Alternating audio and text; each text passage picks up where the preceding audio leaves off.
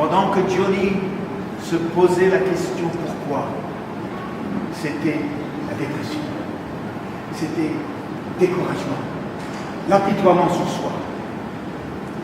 Mais le jour où il a retrouvé son lien inséparable avec Christ, le jour où il a décidé que Dieu serait glorifié dans sa vie, que l'amour de Dieu allait pouvoir transparaître à travers son drame et son épreuve et toucher les autres, c'était pour elle une véritable résurrection, une vie nouvelle qui a commencé. Le passage que je vous ai lu dans Jean chapitre 9, Jésus parle d'être la lumière du monde, une lumière.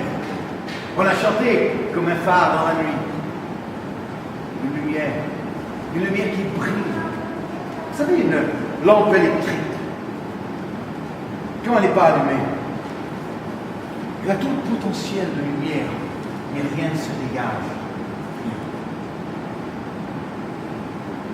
Si vous l'allumez, maintenant il y a une lumière. Mais on ne la voit pas beaucoup quand il fait jour et le soleil brille. Pourquoi? Bien parce que le soleil brille. Donc le contraste, on ne le voit pas. Mais le jour devient la nuit. Le soleil baisse. Les nuages arrivent. La nuit tombe. Quand la nuit s'installe et l'obscurité s'installe, si cette lampe est allumée, cette lumière qui dégage de la lampe, c'est la seule chose qu'on voit. Et aujourd'hui, la vie, c'est... Il y a des jours où le soleil brille, n'est-ce pas? Et la lampe allumée de votre vie, cette lumière, cette flamme qui brille en toi, et bien d'autres ne vont peut-être pas toujours la voir. Pourquoi? Eh bien parce que tout va bien et puis ils sont tellement pris dans leur vie agréable. Mais le jour que le soleil n'est plus présent, eh bien c'est la lumière qui dégage de ta vie que les autres vont voir.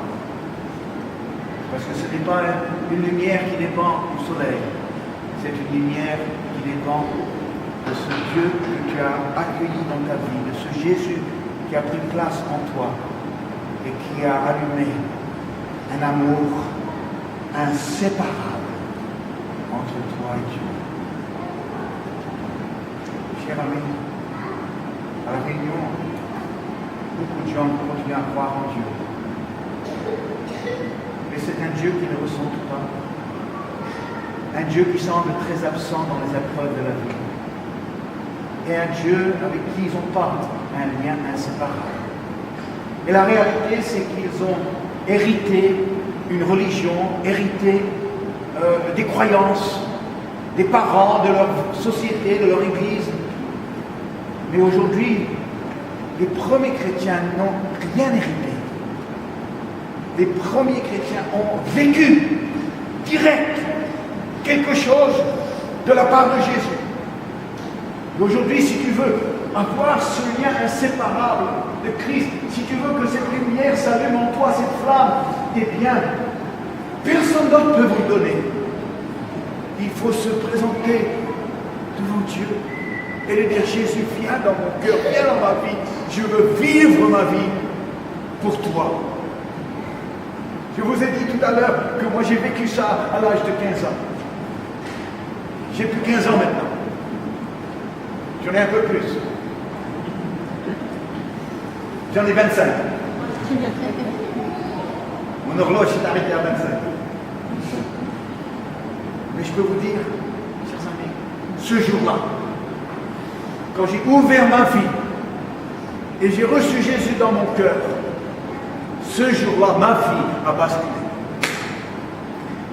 Et ce dont Paul parle, dans ce passage que nous avons lu, qui peut me séparer de l'amour de Christ? Eh bien, j'ai découvert cet amour inséparable dans mon cœur. Jésus. Aujourd'hui, pour ceux qui n'ont pas encore vécu ça,